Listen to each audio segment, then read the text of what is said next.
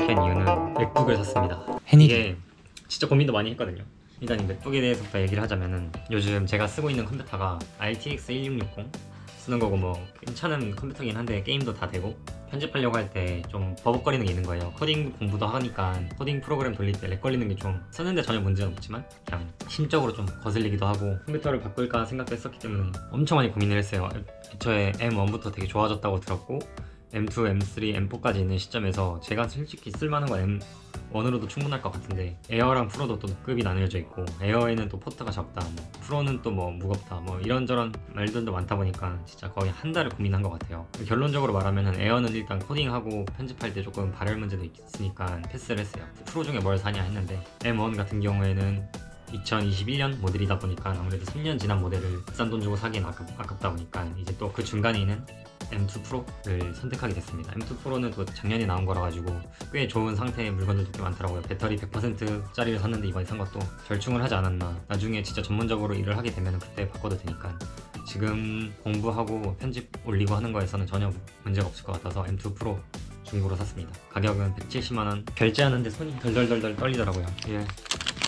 보여드리고 싶어서 남긴 건데 일본 돈으로 계산을 해가지고 9만엔 남은 돈 35만엔 1년 동안 모은 돈의 3분의 1을 컴퓨터에 썼습니다. 일본도 우리나라 당근마켓처럼 배면할 수 있는 그런 중고거래가 있었으면 좋았을 텐데 이 메루카리는 그런 게 안 된다고 하더라고요. 보내주는 사람을 믿을 수밖에. 짜잔.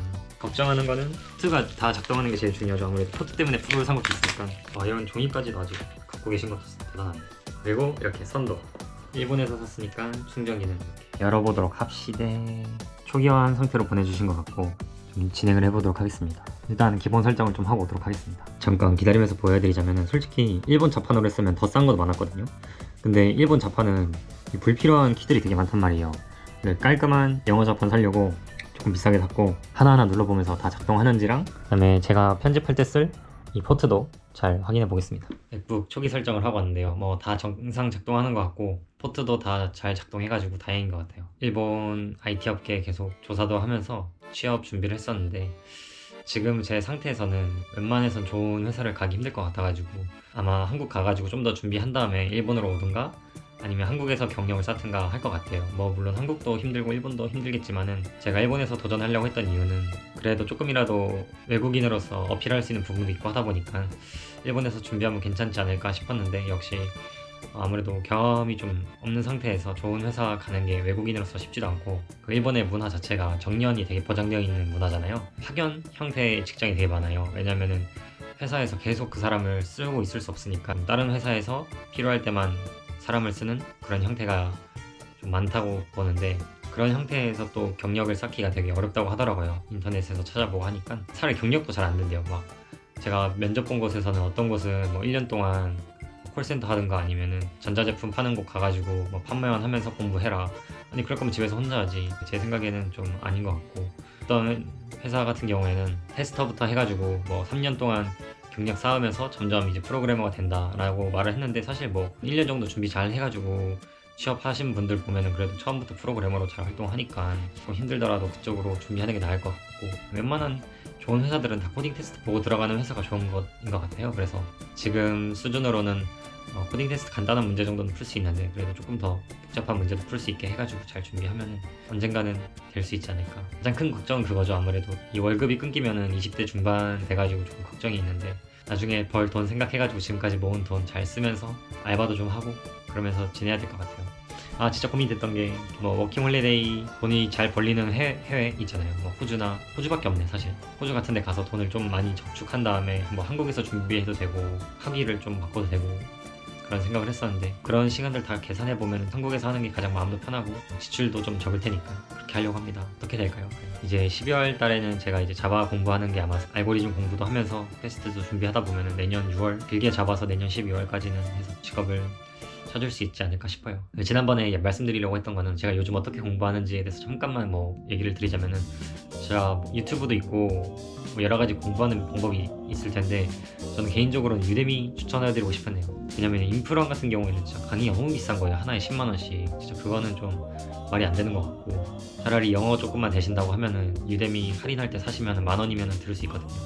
그래서 제가 유튜브랑 뭐 유데미 유데미랑 인프런 다 이런 거 저런 거 해봤는데 확실히 그 질 같은 거는 그 유데미랑 인프런 차이는 그게 잘 모르겠더라고요. 그래가지고 뭐 진짜 돈 쓰기 싫다 하시면은 뭐 유튜브로 하셔도 되는데 조금이라도 돈 쓴 다음에 좀 좋은 질의 교육을 받는 게 좋은 것 같아서 유데미 아니면 코세라 저렴한 해외 강의 사이트를 통해서 공부해 보시면 어떨까 생각이 듭니다. 꽤 유명한 유데미 강의 같은 경우에는 한글 자막도 있고 하니까 너무 영어 못 하신다에 겁먹지 마시고 도전해 보시면 좋지 않을까.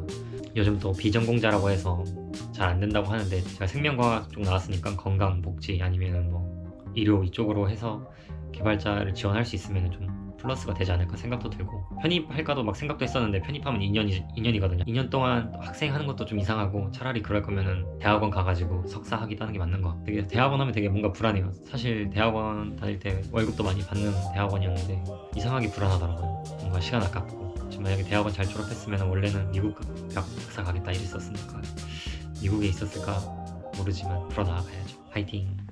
짜잔. 3일 정도 지났고 뭔가 익숙치 않아요. 뭔가 익숙치 않은데 되게 깔끔해졌다는. 유선 같은 것들 다 이제 다 정리하려고 밑으로 치우고 무선 키보드랑 무선 마우스를 샀습니다. 마음에 드는 게 있었는데 그거는 다 팔렸어가지고 충전식으로 사면서 5만원에 샀습니다. 5만원. 이 일 때문에 쓰는 컴퓨터도 있고 키보드 마우스 여기는 말할 것도 없고 지금까지 고생하니 났다. 12월 기념해서 얘기를 드리자면은 에이전트에서 구해다준 회사 면접을 봤습니다. 공부한 기간이 어느 정도 있어야 들어갈 수 있는 곳인 것 같고 뽑아줄지 안 뽑아줄지 솔직히 잘 모르겠는데 지금까지 거의 블랙 기업밖에 들어가 본 적이 없어가지고 좀 정상적인 기업인 게 느껴졌다는 점. 지금까지는 10명, 12명 정도에 있는 기업이었는데 거기는 진짜 그 하청의 하청 낮은 곳에 있는 하청이었고 오늘 같은 곳은 첫 번째 하청 아니면 두 번째 하청 그 정도여가지고 미경험으로서 들어갈 수 있는 SES의 가장 말단이 아닌가. 대부분 비지원에서 일본 넘어오시면은 SI로 간대요. SI는 대부분 그 회사에서 개발하는, SES는 그보다 조금 더 안 좋은 환경이라고 불려지는데 파견직 형태로 다른 회사에 가서 일을 하게 되니까 어찌 보면 굴러온 돌이죠. 굴러온 돌이고 1년, 2년 뒤에는 돌아갈 사람이고 하는 업무도 겹치지 않고 좀 최악의 경우에는 진짜 괴롭힘도 있다고 하더라고요. 일 같은 거 잘 못하고 하면은 만약에 오늘 본데 붙으면은 가고 아니면은 이제 1월 달에 돌아가가지고 잘 공부를 해서 8월, 9월 달 취업 시장을 노리지 않을까 싶습니다. 일단은 6월 달에 있는 N1 무조건 따야 되고요. 캠프 하면서 프로젝트 많이 해가지고 프로젝트 경력 많이 쌓아야 되는데 비지원을 할지 부트캠프를 할지는 잘 모르겠어요. 독학하면서 준비하는 식으로 이제 12월 들어와서부터는 비트 코드도 조금씩 공부를 하고 있어요. 알고리즘 문제를 자바로 알고리즘 문제를 풀고 싶어가지고 지금은 진짜 솔직히 아무것도 못해요. 그냥 답 보면서 이렇게 접근하는구나 하는 건데 나중에 좀 익숙해지면 문제 풀 수 있겠죠. 밀크티 좋아하시는 분들이라면 일본 왔을 때 한번 드셔보시기 바랍니다. 제가 최종 목표가 나라를 상관없이 어디서든 일할 수 있는 사람이 되고 싶었는데 만약에 제가 조금만 더 노력해서 1년만 하고 경력을 쌓을 수 있다고 하면은 경력 쪽으로 가는 게 맞을 것 같아요. 그 스티브 잡스가 말했잖아요. 결국에는 내가 이거를 위해서 지금까지 이렇게 해왔구나. 나는 그 지점이 올 때까지 열심히 해야 될 것 같습니다. 일본 온 지 1년이 지났네요. 도쿄 온 지도 이제 1년이 다 지났어요. 시간이 참 빨라요. 준비하시는 게 있으시다면 항상 여유로운 마음 가지시고 차근차근 인생은 길다 생각하시면서 건강 잘 챙겼으면 좋겠습니다.